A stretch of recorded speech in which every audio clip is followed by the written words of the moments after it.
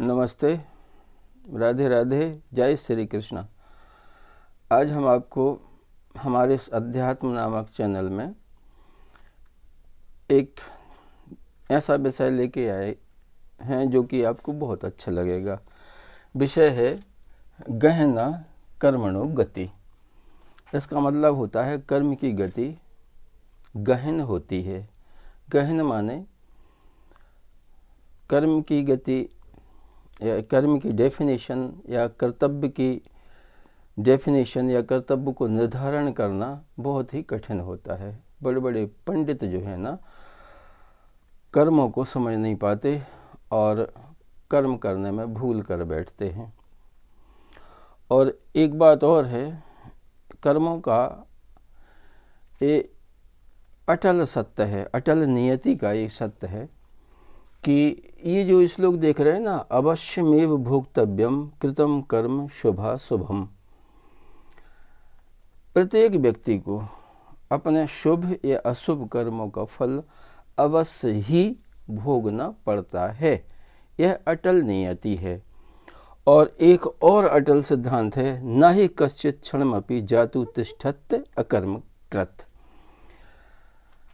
एक क्षण भी ऐसा व्यतीत नहीं होता जब व्यक्ति कर्म ना कर रहे हों। कर्म ना करने का एक भी क्षण ऐसा नहीं होता है कि व्यक्ति कर्म नहीं करते। प्रत्येक क्षण व्यक्ति कुछ न कुछ कर्म कर रहा होता है और प्रत्येक कर्म का, चाहे वो शुभ हो या अशुभ हो, फल अवश्य ही कर्ता को भोगना पड़ता है। अब यहाँ पे एक समस्या यह खड़ी होती है, एक प्रश्न पैदा होता है कि जब कोई समय ही ऐसा नहीं है कि हम कर्म ना कर रहे हों, और यह भी है कि ऐसा कोई कर्म नहीं है जिसका हम फल ना भोग रहे हों। हम पिछले कर्मों का फल आज भोग रहे हैं और आज के कर्मों का फल हमें भविष्य में भोगना पड़ेगा। ऐसा कोई समय नहीं है कि जब हम कर्म ना करते हों, और ऐसा कोई कर्म नहीं है जिसका हमें फल नहीं भोगना पड़ता है। तब हम कर्म बंधन से छुटकारा कैसे प्राप्त करें? कर्म बंधन से छुटकारा हमें कैसे प्राप्त हुआ? तब तो असंभव लगता है और स्वाभाविक भी है, कर्म बंधन से छुटकारा पाना असंभव है। किंतु अध्यात्म जगत में हर चीज़ का एक समाधान होता है। इस विषय में मेरा लेख छपा था सन 1980 में कल्याण के निष्काम कर्मयोग अंक में। कर्म बंधन से छुटकारा हम कैसे प्राप्त करें? यदि किसी को कल्याण का निष्काम कर्मयोग अंक मिल जाए तो उसमें देखना, उसमें वीडियो में इतना समय नहीं मिलता कि हम उसे विस्तार से समझा सकें। वीडियो में तो हमें संक्षिप्ततः उसके सिद्धांतों को एक प्रकार से संकेत करना पड़ता है। तो इसमें जो है ना, बताया है, उसमें एक वासिष्ठ में बताया है और भी बहुत से ग्रंथों में, भगवद गीता वगैरह में, जब स्थित प्रज्ञ की परिभाषा भगवान कृष्ण ने अर्जुन को सुनाई थी, उसमें भी कि जब व्यक्ति की कामनाएं समाप्त हो जाती हैं तो वह स्थित प्रज्ञ हो जाता है। तो असल में कर्म का असली रूप क्या है? यही है कर्म का असली रूप। वो है मन का वासनात्मक स्पंदन। हमारी कामना जो है ना, वो असली करता है।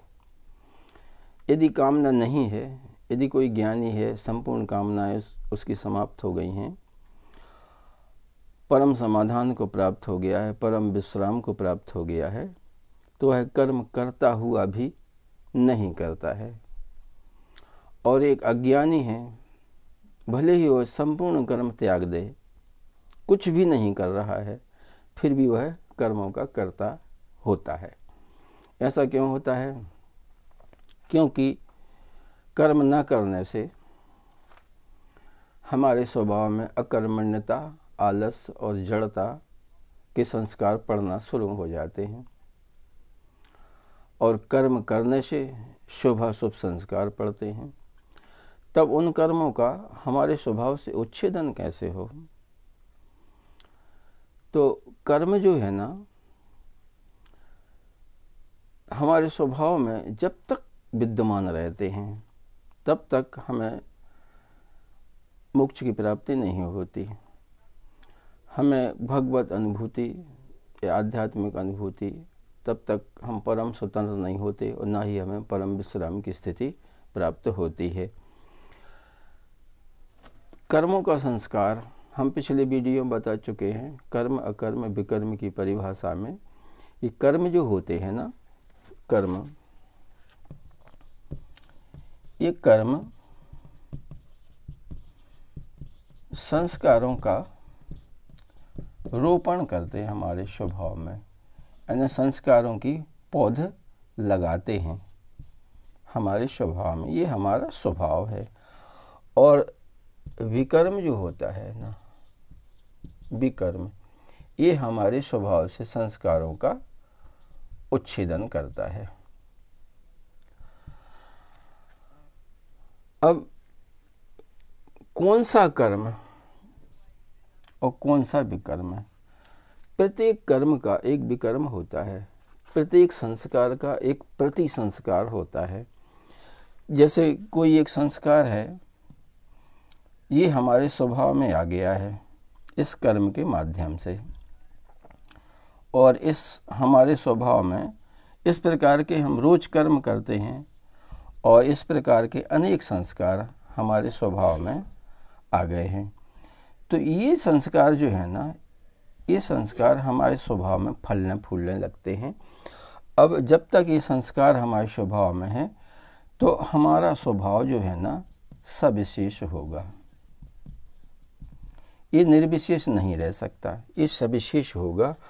और जब तक हम इन संस्कारों का उच्छेदन पूरी तरह से नहीं कर लेते तब तक हम अपने स्वभाव का निर्विशेषीकरण नहीं कर सकते।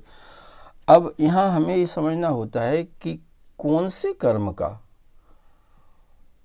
कौन सा विकर्म हुआ करता है। अब जैसे मान लो, यदि आपने कर्म करे एक विशेष प्रकार के और उसका उच्छेदन आप दूसरे प्रकार से करते हैं, तब ऐसा नहीं होता है। असल में क्या है, जैसे मान लो कोई एक व्यक्ति लोभ का संस्कार है, जैसे मान लो ये लोभ का संस्कार है, तो लोभ के संस्कार का उच्छेदन कैसे होगा? ये होगा दान करने से। तो लोभ जो है ना, लोभ का प्रति संस्कार है दान का संस्कार। जब दान का संस्कार हमारे स्वभाव में पड़ेगा तब लोभ का उच्छेदन होता है। इसी प्रकार से काम के संस्कार का उच्छेदन संयम के संस्कारों से होता है, और क्रोध के संस्कारों का उच्छेदन हमेशा करुणा के संस्कारों से होता है। तो प्रत्येक संस्कार का एक प्रति संस्कार होता है, एक उच्छेदक संस्कार होता है, जो कि विकर्म के माध्यम से हुआ करता है। अब यदि एक व्यक्ति है, मान लो क्रोधी है, जिसको क्रोध अधिक आता है, और इससे यदि कहा जाए कि तुम करुणा न करके दान करो, तो दान करने से उसका क्रोध समाप्त नहीं होगा, उसका क्रोध करुणा के संस्कार से ही समाप्त होगा। इसी तरह कोई कामी है तो इसका स्वभाव जो है ना संयम के संस्कारों से ही दूर होगा, और यदि कोई लोभी है तो इसका लोभ जो है ना दान से ही इसका उच्छेदन होता है। तो इस प्रकार से हमें ये विज्ञान, कर्म का जो विज्ञान जो है ना, कर्म और विकर्म का जो विज्ञान है, वो हमें समझ के अपना कर्तव्य निर्धारण करना चाहिए। वस्तुतः भगवत गीता में इसी को कहा गया है कि ये हमारा निज धर्म है। निज धर्मे निधनम श्रेय परधर्मो भयावह। तो ये परधर्म जो है ना, जैसे मान लो एक लोभी व्यक्ति है और वो दान नहीं करेगा जब तक, तो लोभ का संपूर्णतः उच्छेदन नहीं होगा। यदि यह दूसरा कर्म करता है, दूसरे धर्म का पालन करता है, तो ये उसके लिए भयावह होता है। ये ठीक उसी तरह होता है जैसे कोई एक रोगी है, वह अपनी बीमारी की दवा न लेकर किसी दूसरी बीमारी की दवा ले रहा है, तब इससे क्या होगा कि वह जो दूसरी बीमारी की दवाई ले रहा है उसका भी साइड इफ़ेक्ट पड़ेगा और उसका जो अपना रोग है ना वह भी दूर नहीं जाएगा, भला ही वह विधिवत उसका सेवन करे। किंतु यदि अपने ही रोगी की दवाई अविधि पूर्वक भी यदि वो सेवन करता है तब भी फायदा करता है। इसलिए यही है उसका निज धर्म। व्यक्ति का अपने ही स्वभाव के अनुसार, जैसा हमारा स्वभाव है उसी स्वभाव के अनुसार हमें अपना कर्तव्य निर्धारण करना होता है और वही कर्तव्य हमारे स्वभाव का जो है ना निर्विशेषीकरण करता है और हमारे अध्यात्म मार्ग प्रशस्त होता है। ये जो है ना गहना कर्मणो गति है। यदि इसको आपने सावधानी पूर्वक नहीं समझा, अपने स्वभाव का सावधानी पूर्वक यदि अध्ययन नहीं किया, तो हम अपने स्वभाव का निर्विशेषीकरण नहीं कर सकते और जब तक निर्विशेषीकरण हमारे स्वभाव का नहीं होगा तब तक हमें परम विश्राम, परम लक्ष्य की प्राप्ति नहीं हो पाती। सविशेष संस्कार जो होते हैं ना हमेशा व्यक्ति को बांध के रखते हैं, सविशेष संस्कार हमेशा बांधते हैं। ये जो है ना यही है कर्म बंधन और कर्म बंधन से मुक्ति का ये विज्ञान है। आज बस इतना ही। इसके विषय में और नई नई अनुभूतियाँ हम आपको लेकर आते रहेंगे। ये वीडियो यदि आपको अच्छा लगा हो तो कृपया इसे लाइक करें और हमारे इस चैनल को सब्सक्राइब करें और कमेंट में लिखें कि हमारे वीडियो आपको कैसे लगते हैं और चैनल के बारे में भी लिखें कि ये कैसा है चैनल। धन्यवाद। नमस्ते। राधे राधे। जय श्री कृष्णा।